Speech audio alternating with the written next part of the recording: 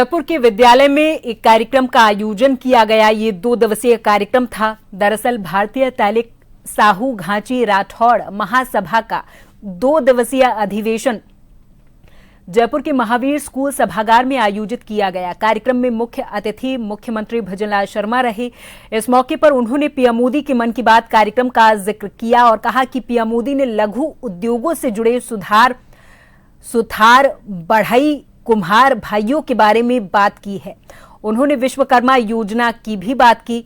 वहीं बीजेपी प्रदेश अध्यक्ष मदन राठौड़ ने कहा कि जिस नेता ने पूरी दुनिया में भारत का डंका बजाया, जिसको पूरे देश के नेता मानते हैं, उन पीएम मोदी को जिन्होंने उंगली पकड़कर चलना सिखाया, पीएम मोदी के वो बड़े भाई सूमा भाई मोदी हमारे बीच मौजूद हैं। उन्होंने कहा कि हमारे समाज के विराट रूप का दर्शन जयपुर में ये कर रहे हैं, ये भी एक सौभाग्य की बात है।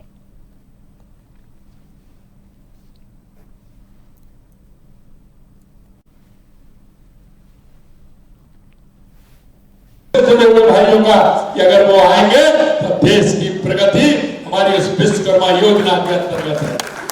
और हम वोकल फॉर लोकल को लेकर के चलेंगे तो निश्चित रूप से हमारा देश आगे बढ़ेगा।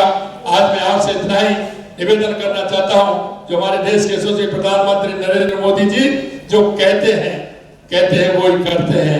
लेकिन मैं आपको इतना ही निवेदन करना चाहता हूं मेरे भाइयों, जो अंतिम पंक्ति में जो व्यक्ति खड़ा है, जिसको आवश्यकता है केंद्र और राज्य सरकार की सहायता की, हमारी जो स्कीम है उनकी, केंद्र की एक स्कीम इस तरह की है।